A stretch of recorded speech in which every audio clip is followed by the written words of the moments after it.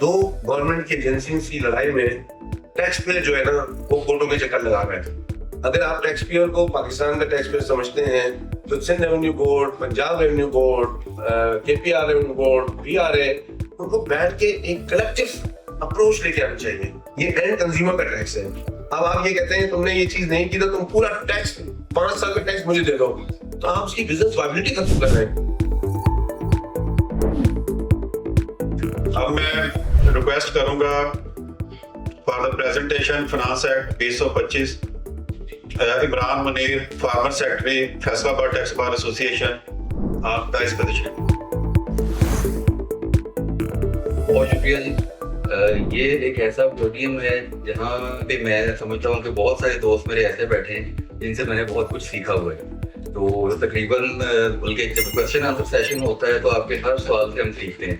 तो यहाँ पे प्रेजेंटेशन देना तो बेसिकली नॉलेज को जरा दिखाने के मुताबिक है, लेकिन हम कोशिश करते हैं कि जो इनकम टैक्स में अमेंडमेंट्स आई हैं उन अमेंडमेंट्स को बेसिकली डिस्कस कर लें ताकि एक दोहराई हो जाए। ये जो रिपीट किया जाता है ना, ये हमें बाद कुछ ऐसी नई चीज़ें, कुछ ऐसे नए पहलू से आगाह कर देता है जो कि हम शायद पहले ओवरव्यू कर देते हैं, हमारी नज़रों से निकल जाते हैं। सबसे पहले जी डेफिनेशन क्लॉज, आप देखिए कि डेफिनेशन क्लॉज में एक तो बड़ी मेजर चेंजेस आई हैं। मैं थोड़ा सा बजट के हवाले से बात नहीं करूंगा। मुझे खुशी है कि लास्ट टाइम और 2 साल पहले भी मैंने सोई साहब के साथ शेयर किया था डायरेक्ट और इनडायरेक्ट टैक्सेस, तो उन्होंने बड़ा ब्रीफली इंट्रोड्यूस करवा दिया था, तो वो पोर्शन में उनको छोड़ता हूँ, मैं डायरेक्टली प्रेजेंटेशन करेंगे। पहले सबसे पहले जी बैंकिंग कंपनीज की डेफिनेशन में चेंजेस आई हैं। बैंकिंग कंपनीज को डिफाइन अब किया जाएगा as per banking company ordinance 1962। उसके बाद बहुत ही इंपॉर्टेंट टॉपिक, हमने last time Pakistan tax bar की AGM पे भी डिजिटलाइजेशन ऑफ FBR पे एक प्रेजेंटेशन मुझे इजाजत से जवाब देगा, और इस दफा तो हमारा मेन एजेंडा ही तकरीबन इस पूरे प्रोग्राम का डिजिटलाइजेशन पे ही रहा है। आप देखिएगा 217C ऐड हुआ है, इसमें digitally delivered services any service over internet, इसको बड़ा ब्रिस्कली मैंने शॉर्ट कर दिया। हर वो सर्विस जो कि इंटरनेट के जरिए प्रोवाइड की जाएगी वो डिजिटल सर्विस की कैटेगरी में आ गई और ये डेफिनेशन में ऐड कर दी गई है। उसके बाद सेकंड है 219E e commerce. Again e commerce, आप जानते हैं कि लास्ट ईयर बजट में ऑनलाइन मार्केट प्लेस को रियल मार्केट प्लेस का दर्जा दिया गया था। उसको फर्दर एनहांस करते हुए स्ट्रेंथन करने के लिए ई कॉमर्स की डेफिनेशन ऐड की। 236A है, इसमें जो NPOs में से रिक्रिएशनल क्लब्स को निकाल दिया गया है। कुछ क्लब्स ऐसे थे जो कि बतौर नॉन प्रॉफिट ऑर्गेनाइजेशन थे, उनको सेपरेट कर दिया गया है जिनकी फी 1 मिलियन रुपीज से ज्यादा है। ये इनिशियल डिपॉजिट फी है। जिन क्लब की इनिशियल डिपॉजिट फी 1 मिलियन से ज्यादा है वो अब NPO का हिस्सा, नॉन प्रॉफिट ऑर्गेनाइजेशन का हिस्सा नहीं होंगे। अगेन अगर आप देखिएगा कि आपको हर 2 मिनट के बाद ऑनलाइन मार्केट, डिजिटल, यही सारे वर्ड्स पूरे इस बजट में नजर आएंगे। ऑनलाइन इंटरफेस, ये एक ऐसी चीज है कि फी एनेबल्ड डायरेक्ट डिजिटल ऑर्डर्स, इसमें जो इंटरमीडियरी है उसको भी कवर कर दिया गया है। यानी कि एक बंदा डिजिटल सर्विस या गुड्स प्रोवाइड कर रहा है, एक ले रहा है, अगर उसका कोई इंटरमीडियरी है उसको भी डेफिनेशन में डाल दिया गया है, तो वो भी अब इसके अंदर शामिल होगा। ये बेसिकली जब रिस्पॉन्सिबिलिटी बताएंगे कि किसके जिम्मे कौन सी चीज थी। आगे आप जानते हैं विद होल्डिंग आ गया है, जिन्होंने विद हेड करना है उन्होंने स्टेटमेंट फाइल करनी है, वो भी हम आगे जाके देखते हैं। उसके बाद जो सरचार्ज था सैलरीज का, उस पर रिडक्शन है छोटी सी। ये डेफिनेशन क्लॉज में यही था, सेक्शन 4AB में आई थी। सैलरी में जो सरचार्ज 10 मिलियन से प्लस सैलरी वाले, उसमें रिडक्शन हुई है। नेक्स्ट है जी 6A, अगेन डिजिटल ट्रांजैक्शन जो ई कॉमर्स है, इसमें आप देखिएगा कि जो digital mean via banking channel या फाइनेंशियल इंस्टीट्यूशन है उसमें विद होल्डिंग का रेट 1% है, और जो COD है यानी कैश ऑन डिलीवरी जो कोरियर सर्विसेज देंगी उस पर इसका रेट 2% है। Tax under 6A shall be final tax, ये एक इंपॉर्टेंट चीज है। जो लोग ऑनलाइन मार्केट प्लेस पे काम कर रहे हैं उनके लिए ये एक लिहाज से अच्छी चीज भी है, पॉजिटिव चीज है। पेंशन एक बड़ा इंपॉर्टेंट इस दफा चेंज आई है। 10 मिलियन से एक्सीडिंग जो पेंशन है उस पर 5% टैक्स लगा दिया गया है, लेकिन 70 ईयर्स प्लस जो लोग हैं वो इससे मुस्तस्ना होंगे। उसके बाद रिक्रिएशनल क्लब को सोसाइटी के साथ ऐड कर दिया गया, इसमें सेक्शन 18 में ये अमेंडमेंट।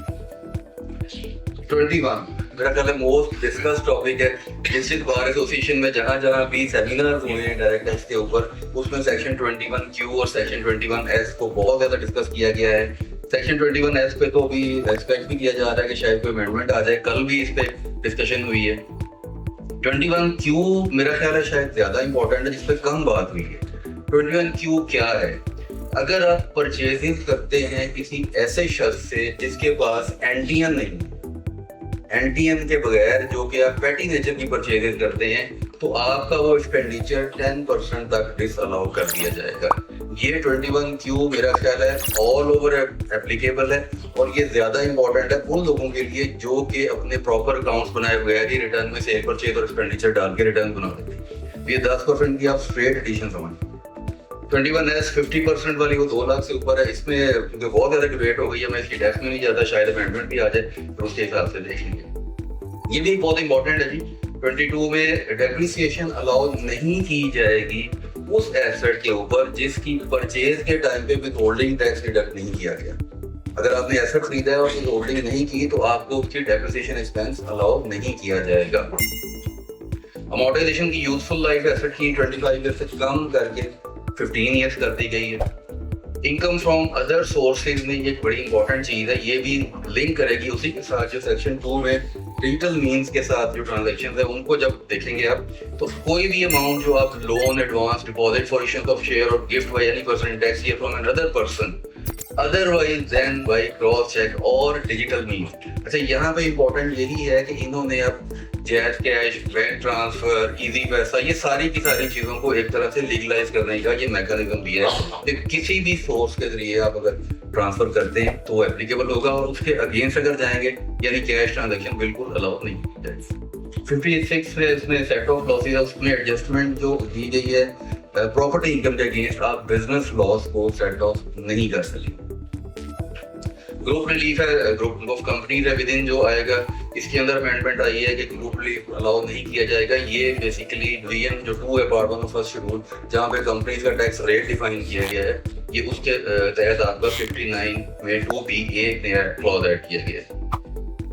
63 है, ये भी एक इम्पॉर्टेंट चीज है, पर्टिकुलरली जो सैलरीड क्लास या बैंक्स में या कोई MNCs में जॉब करते हैं, जो घर बनाना चाहते हैं, लो कॉस्ट हाउसिंग है, उनको एक टैक्स क्रेडिट अलाउ किया गया है। ये 15 साल में एक दफा होगा, और इसके अंदर 2500 स्क्वायर फीट या 2000 स्क्वायर फीट का फ्लैट, 2500 स्क्वायर फीट का प्लॉट या घर या 2000 स्क्वायर फीट का फ्लैट है, और ये 15 साल में एक दफा अलाउ होगा। अगर 15 साल गुजरने के बाद आप दोबारा करना चाहते हैं, ये अलाउंस लेना चाहते हैं, तो आपको ये टैक्स क्रेडिट दोबारा भी दिया जाएगा।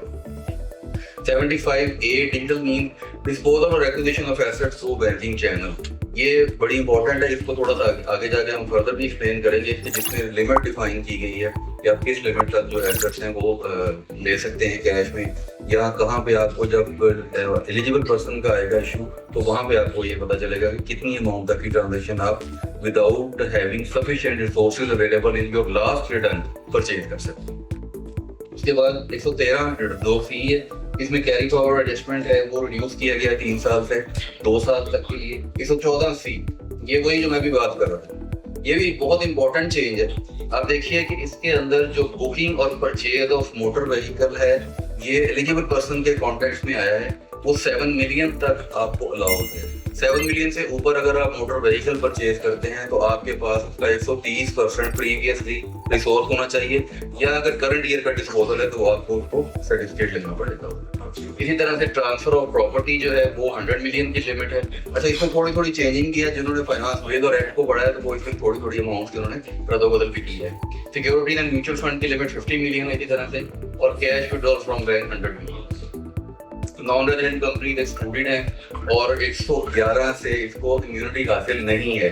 ये बड़ा इंपॉर्टेंट, इन्होंने एंड पे एक आगे क्लॉज डाला है इसके अंदर, इस अगर आप यहाँ पे आके एलिजिबल हो भी जाते हैं, इवन देन 111 की कार्रवाई आपके खिलाफ हो सकेगी। एलिजिबल पर्सन है क्या है? अब आ जाते 114C4 एलिजिबल पर्सन डेफिनेशन को पढ़े आप, तो वो पर्सन जो कि जिसने पिछले साल की रिटर्न जमा करवाई है अलॉन्ग विद स्टेटमेंट, और उसके पास सफिशिएंट रिसोर्सेज मौजूद हैं। ये basically 130% of cost of that asset बनेगा कि आपके पास जो आप बाइंग करना चाह रहे हैं उसका 130% आपके पास रिसोर्सेज अवेलेबल है। उसके बाद इन्होंने इसमें फर्दर ऐड किया है कि फैमिली मेंबर आपकी जो इमीडिएट फैमिली है, जिसमें पेरेंट्स, स्पाउस और डिपेंडेंट चिल्ड्रन शामिल हैं, अगर आप उनके नाम पे कोई एसेट या गाड़ी लेना चाहते हैं तो वो इसके अंदर शामिल होंगे। आगे 130% मैंने पहले बता दिया। Disposal of capital asset already declared be treated as part of cash equivalent. ये वही बात है, अगर आपके पास एक एसेट मौजूद था, आपने वो डिस्पोज ऑफ किया ड्यूरिंग द पीरियड और नया एसेट लेना चाह रहे हैं, तो वो भी आपका इसके अंदर इंक्लूड किया जाएगा। और ये आखिरी लाइन इसमें बड़ी अहम है, इस बजट में 2-3 दफा आपको ये पढ़ने को मिलेगा कि जी and all limitations of this section shall come into force on such date as notified by federal government in official gazette. ये 2-3 जगह आगे भी आएगी चीजें, ये आगे जाके बड़ी मजे की चीज है। 120 में है जी अमाउंट जो है एडजस्टेड अंडर सेक्शन 2A, इसमें रिस्पेक्टिव अमाउंट जो है 2A और क्लॉज ये आपको एडजस्टमेंट मिलेगी अंडर 2A। इस तरह से 2A क्या कह रहा है, return is processed through automated system to arrive at correct amount of total income. अच्छा, इसका ये जो इसकी क्लेम रीडिंग जो अंडरस्टैंडिंग दे रही है वो ये दे रही है कि आपकी इनकम टैक्स रिटर्न एक दफा FTR के सिस्टम में जाएगी। ये मुझे लगता है जब राय साहब बताएंगे सेल्स टैक्स के हवाले से, जो इन्होंने सेल्स टैक्स के इनपुट को 8B में डाला है, मुझे लगता है ये उसी किस्म की चीज इन्होंने इनकम टैक्स में भी डाल दी है कि आपकी जो 120 की रिटर्न है वो एक दफा उनके सिस्टम में जाएगी, वो अरिथमेटिकल कैलकुलेशनें करेगी, उसके बाद वेरीफाई कुछ चीजें शायद हों, मे भी कल को आने वाले वक्त में ये आपके जो आप क्लेम करते हैं विद होल्डिंग टैक्सेस उसको भी रियल टाइम वेरीफाई करेगी और उसके बाद ये आपकी रिटर्न को वैलिड रिटर्न डिक्लेयर करेगी, जो कि हम हमेशा क्लेम करते हैं कि 120 का ऑर्डर एक वैलिड ऑर्डर है। इसमें इन्होंने क्या लिखा है जी, any arithmetical errors, any incorrect claim, जो मैंने कहा withholding, disallowance of loss, deductible allowance, यानी ऐसा कोई चीज जो आप क्लेम नहीं कर सकते थे आपने कर लिया रिटर्न में, और disallowance of carry forward loss under 182A। तो ये इसके अंदर एक बड़ी इंपॉर्टेंट चीज है, यानी कि आपकी जो एनुअल इनकम टैक्स रिटर्न है वो subject to verification initial stage पे चलेगी, तो ये एक प्री ऑडिट टाइप की चीज बनेगी। 122 की लिमिटेशन है, ये लास्ट ईयर में चूंकि एक चेंज आई थी बड़ी इंपॉर्टेंट और उसको इन्होंने थोड़ा सा बढ़ा के अब 1 साल तक कर दिया है और ADRC का टाइम इसमें शामिल नहीं होगा। अपील्स, अच्छा अपील्स बड़ा एक इम्पोर्टेंट टॉपिक है जी। लास्ट ईयर जब ये अपील में अमेंडमेंट आई तो ऐसा मौजूद है, हमने दर्शकों को जहमत दी थी, इन्होंने हमें बड़ी तफसील से पढ़ाया, तो ऐसा वो सारा पढ़ाया वही तो खत्म हो गया इस साल। अब ये इन्होंने दोबारा से रिस्टोर किया है, रिस्टोरेशन के साथ कुछ 1-2 चीजें चेंज भी हुई है जी। फर्स्ट अपील जो है वो आपकी अब उन्होंने ऑप्शनल कर दी है, आप कमिश्नर अपील के पास अपील कर सकते हैं, उसके बाद ट्रिब्यूनल जाएं, उसके बाद हाई कोर्ट जाएं, लेकिन अगर आप ऑप्ट करना चाहते हैं कि मैं कमिश्नर अपील का फॉर्म मिस करके डायरेक्ट DIR में जाना चाहता हूं, तो आप जा सकते हैं, ये आपके पास ऑप्शन है। टाइम लिमिटेशन इनिशियल दोनों अपीलों का 30 डेज ही है, पिक्यूनरी लिमिटेशन को बिल्कुल खत्म कर दिया गया है, वो जो 10 मिलियन 20 मिलियन और इस तरह लगाई थी, और जो हाई कोर्ट में अपील का टाइम है उसको बढ़ा के 60 दिन किया गया है। तो ये 124, 126 ये जो 2-3 सेक्शन हमारे अपील के हैं, फर्स्ट अपील, सेकंड अपील और थर्ड अपील, उसके अंदर एक मेरा ख्याल है पॉजिटिव चेंज है, क्योंकि एक फॉर्म ऑफ अपील मिस हो गया था आपका जो कि अब रीस्टोर कर दिया गया है, और दूसरा ये था कि कमिश्नर अपील के फैसले के खिलाफ फौरी तौर पे जो हाई कोर्ट जाना, और जिसका जिक्र हुआ अभी कल भी कि उसके रेफरेंस की फाइलिंग फीस बहुत ज्यादा है, तो वो एक चीज को पॉजिटिव इन्होंने चेंज की। अच्छा, इमीडिएट रिकवरी 138, ये कुछ 1-2 ऐसी चीजें हैं जैसे 11 की कुछ चीजें थी 40B सेल्स में आएगा, या यहाँ पे 138 है, जो प्रोसीडिंग्स का एक हवा बनाया गया था, शायद मीडिया में ये बहुत ज्यादा था, अगर आप बारीकी से कानून को पढ़ें तो ये इतना थ्रेटनिंग और इतना हार्शली नहीं है जितना कि मीडिया में रिपोर्ट हो गया। अब देखिए ये क्या कह रहा है इमीडिएट रिकवरी को। इमीडिएट रिकवरी का मतलब है कि at least 3 forum including high court वो केस डिपार्टमेंट के हक में डिसाइड हुआ, 3 फोरम, यानी कि जिसमें हाई कोर्ट शामिल है, हाई कोर्ट तक अगर केस चला गया है और वो डिपार्टमेंट के हक में हो गया है तो इमीडिएट रिकवरी की प्रोसीडिंग इनिशिएट होंगी, जिसमें अगला वो स्टेप वो ये बात में बताएगा कि जो अपील इफेक्ट ऑर्डर है वो करने की जरूरत नहीं है और कमिश्नर इमीडिएट रिकवरी की तरफ जा सकते। सेकंड, इसमें लोएस्ट अमाउंट जो डिमांड कंफर्म, दोबारा कोई बात आ गई, टैक्स पेएबल। अच्छा, ये भी एक इंपॉर्टेंट है कि टैक्स पेएबल अगर आपका एक्सीड करता है 200 मिलियन, यानी डिमांड आपकी 200 मिलियन से ज्यादा है, तो CIRA shall proceed to recover the said amount irrespective of the time provided under वो जजमेंट में जैसे टाइम होता है कितने दिन में आप अपील कर लें, जो हम अक्सर अपील लेते हैं, तो वो वाला इसमें मैटर नहीं होगा अगर 3 कंसेक्यूटिव फोरम से वो डिपार्टमेंट के हक में फैसला आ चुका है। अच्छा, ये इसमें एक फर्दर चीज है मेरा ख्याल है, ये क्योंकि जो बैंक्स वगैरह से रिकवर कर लेते हैं या अटैचमेंट ऑफ प्रॉपर्टीज है, मूवेबल एसेट्स की भी अटैचमेंट है, वो सेल्स टैक्स ने एक बड़ा मैकेनिज्म दिया है जो रजिस्ट्रेशन नहीं करते उनके एसेट्स की अटैचमेंट का, तो यहाँ पर भी इन्होंने थोड़ा सा उसको भी इसके अंदर डिफाइन किया है। इसमें भी वही चीज है कि एटलीस्ट 3 फोरम जो है वहां से डिसाइड हो चुका हो कि बैंक अटैचमेंट की तरफ जाएंगे, वो मतलब क्योंकि इन्होंने थर्ड पर्सन जो immediate recovery from person holding money on behalf of tax payer, तो मेनली बेसिक अंडरस्टैंडिंग में बैंक ही बनता है, तो इसमें भी सेम वो तीनों चीजें एज इट इज अप्लाई करें। Digital presence act, presence proceeds act 2025, ये बड़ी एक इम्पोर्टेंट चेंज है। इसमें काफी सारी जो आपकी डिजिटल प्रोसीड्स है उनकी ये मॉनिटरिंग होगी। ये पूरा जो कि टॉपिक ही अलग है कि इन प्रोसीड्स को एक लेजिस्लेचर के अंदर ले आए, एक कानून बना दिया गया है, उसके तहत जितनी आपकी डिजिटली जो ट्रांजैक्शंस होंगी उनको मॉनिटर किया जाएगा, उसके तहत इनकम टैक्स के कुछ क्लॉजेस को उसके साथ एसोसिएट कर दिया गया। तो ये जो आपकी डिजिटल मूवमेंट ऑफ मनी होगी उसको भी वो लुक आफ्टर भी करेंगे और सेफ गार्ड भी करेंगे। 149(1)(a जो है ये अमाउंट जो सेव करेगी 5% से चार्ज, इस पे जो 9% कर दिया गया, ये हमने पहले भी बताया था, ये पेंशन पे भी अप्लाई, और पेंशन पे अगर गौर करें तो वो लिमिट 10 मिलियन के, इसका मतलब ये लगेगा उसके ऊपर। तो पेंशन पे जो टैक्स है सरचार्ज जैसे सैलरी क्लास पे लगता है जो कि 10 मिलियन से ऊपर था, तो अगर पेंशन है तो उस पर भी वो सरचार्ज लगेगा। तो यानी चलो 5% की ब्रैकेट है और 10% उसके ऊपर surcharge. Gain on disposal of certain debt securities जो है, इसका एक इन्होंने जो मैकेनिज्म दिया गया ये 37A की कैपिटल गेन की है बेसिकली। इसमें एक एक्सक्लूजन दिया है कि जो डेट सिक्योरिटीज आप ट्रांजेक्शन करेंगे जो रजिस्टर्ड स्टॉक एक्सचेंज पे या एनसीसीपीएल पे, वो इसमें एक्सक्लूड होंगी। उसके अलावा बाकी जो 15% जो टैक्स है वो at the time of disposal with held किया जाएगा। नॉन रेजिडेंट की पेमेंट्स का ये एक बड़ा इंपॉर्टेंट चीज है। बहुत ज्यादा चूंकि ऑनलाइन ट्रांजेक्शन बहुत ज्यादा हो रही है, नॉन रेजिडेंट की पेमेंट्स के ऊपर आपके एडवर्टाइजिंग के कुछ एक्सपेंस एक बड़ा मेजर एक्सपेंस है, जिसे पिछले कुछ सालों में टैक्स ऑफिस ने नोटिस भी दिए हैं, और वो ट्रांजेक्शन जो कि फेसबुक, इंस्टाग्राम या कुछ इस तरह के प्लेटफॉर्म पे होती हैं जहाँ पे वहाँ विद होल्डिंग का कोई कॉन्सेप्ट नहीं था, और वो नोटिस आए एडवर्टाइजमेंट एक्सपेंस में आपने बड़ी हैवी अमाउंट क्लेम की।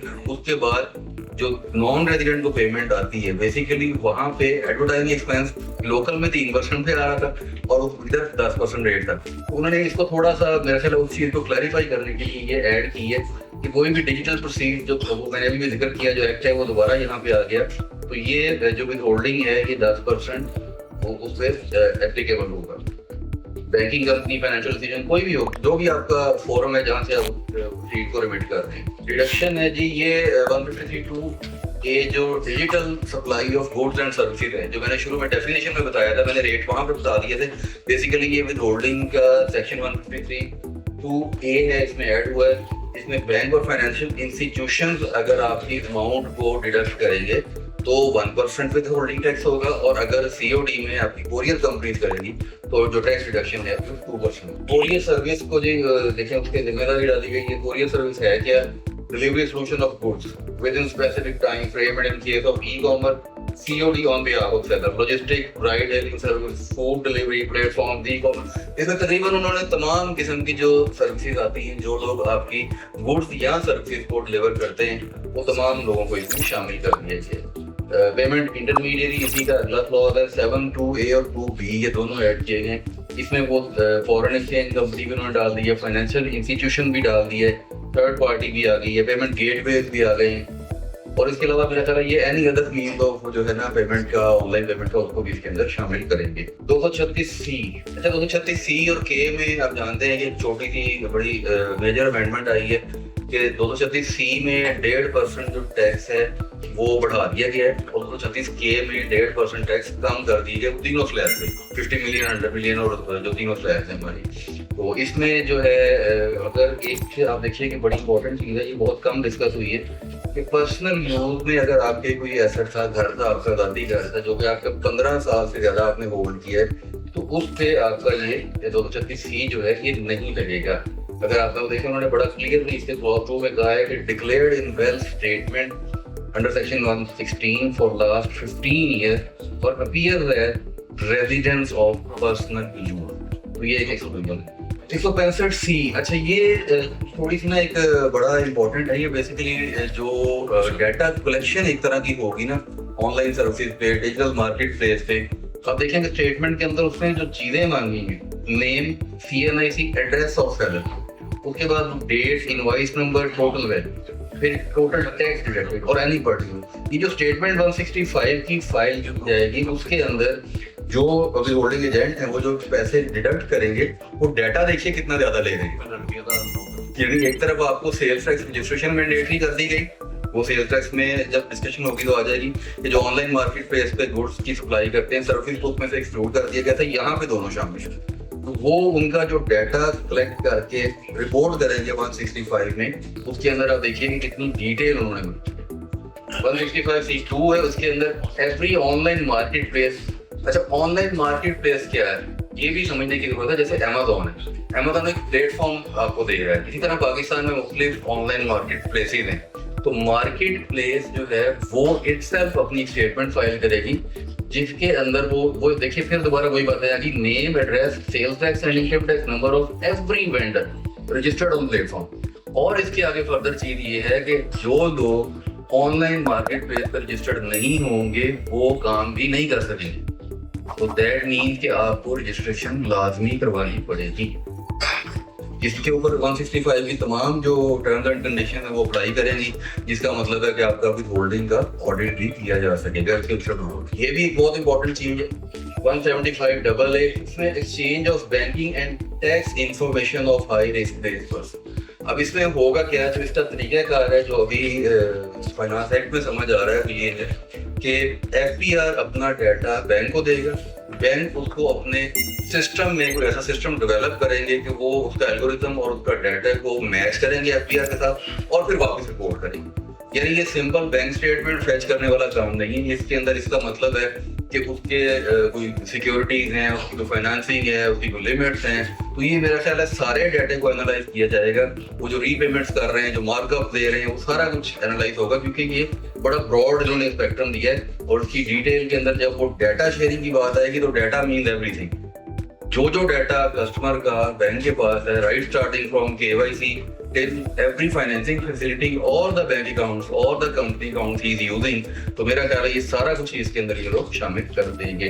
175C एक और बहुत ही इंपॉर्टेंट, ये इनकम टैक्स में शायद फर्स्ट टाइम सुनने में आया है कि इनकम टैक्स में भी appointment of inland revenue officer होगी on the premises of taxpayer, जो कि सेल्स टैक्स में तो पहले होती रही है, इनकम टैक्स में ये फर्स्ट टाइम चीज आई है।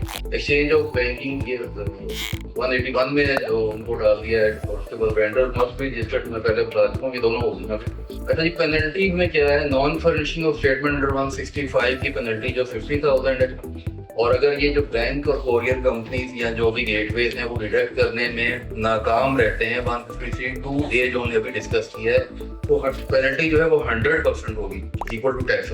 ऑनलाइन सेलर जो है अगर वो रजिस्टर्ड नहीं होता, जो मैंने पहले कहा रजिस्ट्रेशन मैंडेटरी है, तो उसको 5 लाख रुपया पहले डिफॉल्ट पे और 10 लाख रुपया फर्दर एवरी डिफॉल्ट के ऊपर जुर्माना किया जाएगा। इनकम टैक्स अथॉरिटीज में ऐड किया गया है क्योंकि इस दफा अपॉइंटमेंट ऑफ ऑडिटर्स का एक सेक्शन आया है, तो उनको यहाँ पे ऐड कर दिया गया। इनकम टैक्स अथॉरिटीज का जो सेक्शन था 207, इसके अंदर ऑडिटर्स को भी ऐड कर दिया गया है। तो ये मेरा ख्याल लीगल पॉइंट ऑफ व्यू से कल को अगर कोई चैलेंज करने जाता है कि अपॉइंटमेंट ऑफ ऑडिटर, तो उन्होंने ऑडिटर को इनकम टैक्स ऑफिसर का दर्जा दे दिया। कंडोनेशन एक बड़ा इंपॉर्टेंट टॉपिक रहा है हमेशा से, इसको इन्होंने थोड़ा सा लिमिट करने की कोशिश की है। 2 साल से ज्यादा कहते नहीं देंगे, लेकिन उसके बाद अगर कोई होता है तो वो फर्दर कोर्ट के पास जाएगा। लेकिन ओवरऑल जो एप्रीहेंशन है स्टैट्यूट की वो ये है कि कंडोनेशन को थोड़ा मार्जिनाइज कर रहे हैं, लिमिट कर रहे हैं 2 साल के अंदर। डिस्क्लोजर ऑफ इंफॉर्मेशन है जी। अच्छा, डिस्क्लोजर जो हमारी चार्टर्ड अकाउंटेंट कम्युनिटी है वो चूंकि जानते हैं, तो वहाँ पे ICAP ने बड़ी डिस्क्लोजर रिक्वायरमेंट्स रखी होती हैं। तो यहाँ पे इन्होंने ये उसको अलाइन करने के लिए जो नॉन डिस्क्लोजर रिक्वायरमेंट है, जो कि थर्ड पार्टीज ऑडिटर अपॉइंट होंगे, वो टैक्स पेयर का डाटा डिस्क्लोज नहीं कर सकेंगे। ये एक तरह का उनके साथ एग्रीमेंट होगा, उसको उन्होंने लॉ का हिस्सा बना दिया है कि जो ऑडिटर अपॉइंट होंगे वो डिस्क्लोजर इसके अंदर आ जाएंगे पब्लिशर। अपॉइंटमेंट ऑफ ऑडिटर में इन्होंने जो बड़ा एक इंटरेस्टिंग फैक्ट फिगर दी है, बल्कि ये हम 2000 तक ऑडिटर जो है वो अपॉइंट करेंगे। ये 222 लो अग्रीमेंट में नॉन जो फाइलर है, नॉन फाइलर का कल भी काफी बात हुई, उसका जो बैंक से कैश निकलवाने का टैक्स रेट था वो लास्ट ईयर दोबारा लगाया गया था 0.6% से उसको बढ़ा के 0.8%। ये मैंने समरी की सर एक बना दी है जो मेजर जो टैक्स रेट्स में चेंजेस आई हैं थोड़ी थोड़ी इस बजट में। इसमें आप देखिए कि सैलरीड जो पर्सन है उनको 1% का सरचार्ज में रिलीफ दिया गया जो 10 मिलियन से प्लस थे। सुपर टैक्स के रेट में थोड़ी सी रिडक्शन है, 15% जो है वो रीट पे जो है उस पे है, 25% एंड 15% म्यूचुअल फंड पे है। बैंकों का जो प्रॉफिट था 7B एप्लीकेबल रहेगा, उसको नहीं छेड़ा, 5 मिलियन की लिमिट मौजूद रहेगी, लेकिन उसके जो प्रॉफिट पे टैक्स का रेट है वो 15% से बढ़ा के 20% कर दिया गया है। 236K में मैंने बताया 3 चेंजेस आई हैं, 3% से 1.5% हुआ है 50 मिलियन वाला, 2% हुआ है 100 मिलियन वाला और 2.5% 100 मिलियन अबव वाला। इसी तरह से 236C में इसके अपोजिट हुआ है, 3% वाला 4.5 हो गया है 50 मिलियन तक, 5% वाला जो है वो 100 मिलियन तक चला गया है और 5.5% के अबव चला गया। जो फुल टाइम टीचर, ये भी एक काफी क्वेश्चन पूछा जाता रहा है। HEC रिकग्नाइज्ड जो इंस्टीट्यूशन है उनके टीचर को 25% टैक्स रिबेट मिलेगा। ये मेजर दी टैक्स रेट की चेंजेस थी और ये बहुत